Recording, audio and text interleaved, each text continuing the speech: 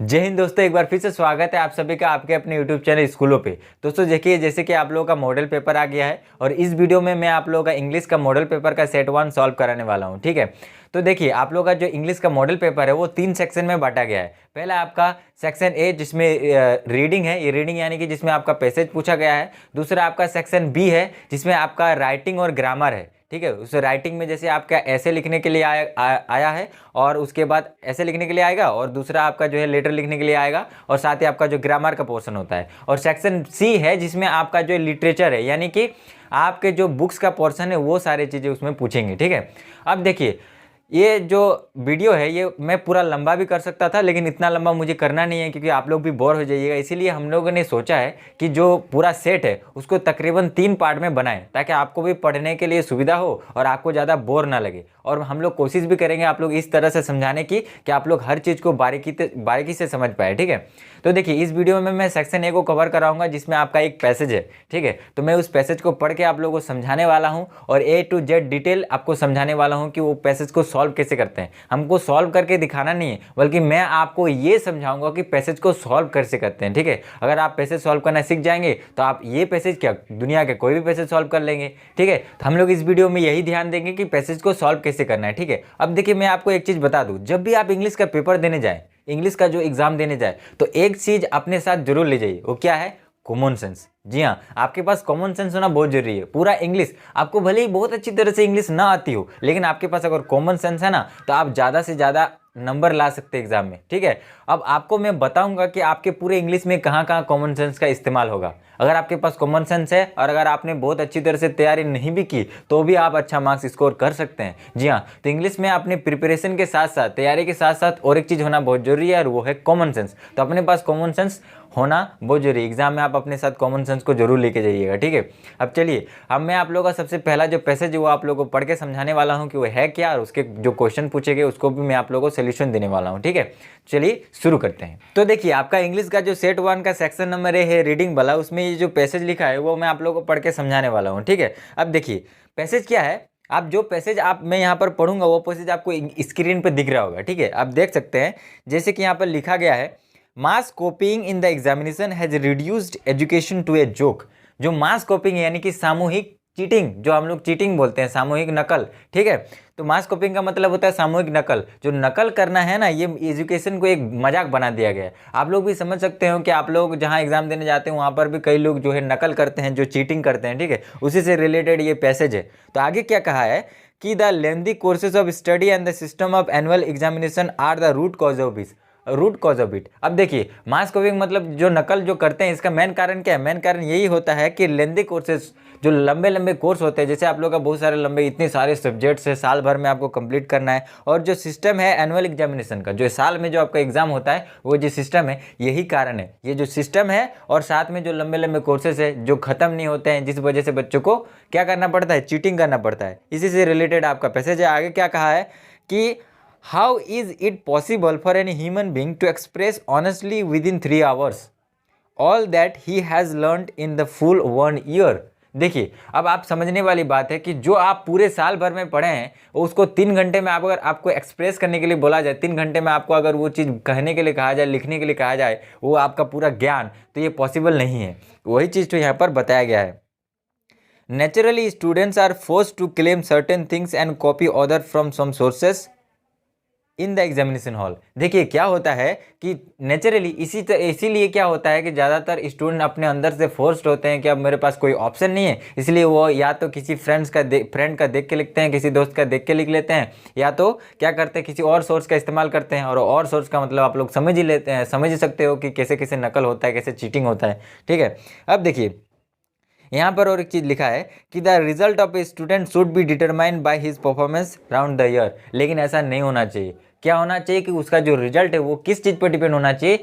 वो इस चीज़ पर निर्धारित होना चाहिए कि उसने पूरी साल भर कितनी मेहनत की, कितने पढ़ाई किया, उस चीज़ पर डिपेंड होना चाहिए, ना कि कितना नकल किया। ठीक है, आगे देखिए क्या लिखा है, the class teacher should be in thrust with the difficult task. Class teacher को ये फोर्स होना चाहिए, उसको ये जिम्मेदारी होनी चाहिए, उसको मजबूर किया जाना चाहिए कि आपको डिफ़िकल्ट टास्क दीजिए। स्टूडेंट को डिफ़िकल्ट टास्क दिया जाएगा, उनको सही से पढ़ाएगा, उनको जो है अलग अलग टाइप के टास्क दे के उनको सारे चीज़ मेमोराइज कराएगा, याद कराएगा। ये सारे चीज़ होना चाहिए किसके, एक क्लास टीचर को ये इंटरेस्ट करना चाहिए, ठीक है। अब देखिए, he will have to rise above pretty wildly consideration and must be brave. उनको क्या बहादुरी से ये सारी चीज़ें करनी चाहिए, उनको थोड़ा सा वाइल्ड होना चाहिए। अब थोड़ा सा ऐसा होगा नहीं, अगर टीचर ही टाइट नहीं रहेंगे तो स्टूडेंट को कैसे समझ में आएगा, ठीक है। अब देखिए अगला क्या लिखा है, इम्पार्शियल, ब्रेव इम्पार्शियल साथ में है। अब देखिए his role in the connection, his role in this connection is very significant. उनका जो ये रोल है वो बहुत ही ज़्यादा सिग्निफिकेंट है, बहुत ज़्यादा जरूरी है, बहुत ज़्यादा महत्वपूर्ण है, ठीक है। अब देखिए ये जो हमने पैसेज पढ़ा, हमने समझा, अब इसका देखिए क्वेश्चन है और क्वेश्चन को कैसे सॉल्व करना है ये देखना है। अब देखिए मान लीजिए बहुत सारे ऐसे स्टूडेंट हैं जो इसका मतलब समझ में नहीं आता है। बहुत सारे आप लोगों में से ऐसे स्टूडेंट होंगे जिनको इंग्लिश का मतलब समझ में नहीं आएगा, इंग्लिश क्या है। अगर मतलब समझ में ना आए तो भी आप पैसेज सॉल्व कर सकते हैं, कैसे देखिए। इसीलिए बोलता हूँ कि वीडियो को अंत तक देखा करिए, ठीक है। चलिए देखिए क्वेश्चन नंबर 1 यहाँ पर क्या गया है, क्या दिया गया है, जैसे कि आप देख सकते हैं बोर्ड पे। और क्वेश्चन नंबर 1 है कि what has made education to a joke. अब देखिए what had made education to a joke, education को एक मजाक किस चीज़ ने बनाया है। अब आप देखिए यही चीज़ एजुकेशन टू ए जोक आपको देखने को मिल जाएगा कहाँ पर, ऊपर में देखिए आप, जैसे कि ऊपर में जाइएगा, एजुकेशन टू ए जोक क्या है, पहले ही mass copying in the examination has reduced examination to a joke. Answer तो यही मिल गया, पहला पैराग्राफ पहला लाइन। अब आपको क्या करना है, वहीं पर वो चीज़ जाकर के लिख देना है। क्या लिखना है, आंसर होगा mass copying in the examination has reduced, mass copying in the examination has reduced education to a joke. बस यही लिख देना है और कुछ करना नहीं है। अब देखिए दूसरा सवाल क्या है कि what are the causes of mass copying, यानी कि जो ये सामूहिक चीटिंग होता है इसका मेन कारण क्या है। अब देखिए आंसर फिर से आपको पैसेज में ही मिल जाएगा। मास कॉपिंग का कारण क्या है, देखिए सेकंड नंबर लाइन आप लोग ध्यान से पढ़िए, the lengthy courses of study and the system of annual examination are the root cause of it, ठीक है, आंसर मिल गया। अब देखिए मान लीजिए आपको कुछ समझ में नहीं आ रहा है, लेकिन वर्ड तो आप पहचान सकते हैं, जो सेंटेंस है वो तो आप पढ़ सकते हैं, क्लास 10 में पढ़ते हैं, इतना तो आप लोगों को पता होगा ही, ठीक है। तो आप देखिए वही चीज़ खोजिए, वहाँ पर आपको मिल जाएगा। देखिए अब मैं चाहता तो आपको एक बाय एक क्या करता, क्वेश्चन आंसर लिख देता, हो जाता 5 मिनट में ख़त्म। लेकिन मैं ये आप लोगों को नॉलेज देने की कोशिश कर रहा हूँ, मैं आप लोगों को ये समझाने की कोशिश कर रहा हूँ कि पैसेज को सॉल्व कैसे करते हैं। मान लीजिए आपको हिंदी समझ में नहीं आया, जैसे मान लीजिए आप पूछेगा सर आप तो टीचर हैं, आपको तो समझ में आ गया, मेरे को कहाँ से समझ में आएगा। अगर आप में से कई लोग ऐसे हैं जिनको इंग्लिश समझ में नहीं आता, तो भी आप लोग पढ़ के वही आंसर आप जो है पैसेज में से खोज सकते हैं, और यही नॉलेज मैं आप लोगों को दे रहा हूँ। अब देखिए तीसरा नंबर सवाल क्या बता रहा है, बोर्ड पे आप देख सकते हैं, how should the result of a student be determined. देखिए यहाँ पर डिटरमाइंड वर्ड है, अब वहाँ पर खोजिए डिटरमाइंड कहाँ पर है। आप देखिए लाइन में आपको मैं हाईलाइट कर दे रहा हूँ कि यहाँ पर लिखा गया है आंसर, देखिए the result of a student should be determined by his performance round the year. ये आपका आंसर है, जैसे कि पैसेज में ही है, आप लोगों ने जैसे देखा, ठीक है। अब देखिए अगला सवाल 4 नंबर क्या बता रहा है कि according to the passage what qualities are required to a teacher. अब जो एक टीचर का क्या क्वालिटीज होना चाहिए पैसेज के हिसाब से, फिर से आप देखिए यहाँ पर आप देख सकते हैं कि क्या क्वालिटीज होना चाहिए। यहाँ पर he will have to rise above party widely consideration and must be brave. He मतलब टीचर के बारे में बता रहा है, तो यहाँ पर आपको एक चीज़ लिखना है कि the teacher will have to, he की जगह टीचर लगा दीजिए, the teacher will have to rise above partly pretty widely consideration and must be brave, साथ में कोमा देखिए इम्पार्शियल, और आप वो लाइन भी नीचे वाला भी लिख सकते हैं, his role in the connections in this connection is very significant, ठीक है, वहाँ तक भी लिख दीजिएगा, कोई टेंशन नहीं है। तो यानी कि 4 क्वेश्चन के आंसर आप लोगों ने कर दिया। देखिए आपका पैसेज का ऊपर में लिखा गया है 2 × 5 = 10, यानी कि आपको 5 क्वेश्चन का जवाब देना है, 2-2 नंबर का है। यहाँ पर 7 क्वेश्चन है, कोई 5 क्वेश्चन का जवाब आप दे दीजिएगा तो चलेगा। अब मैं क्या आप लोगों को सारे क्वेश्चन सॉल्व करा दूंगा, ठीक है। अब देखिए अगला 5वां नंबर सेंटेंस क्वेश्चन क्या बता रहा है, कंप्लीट द सेंटेंस।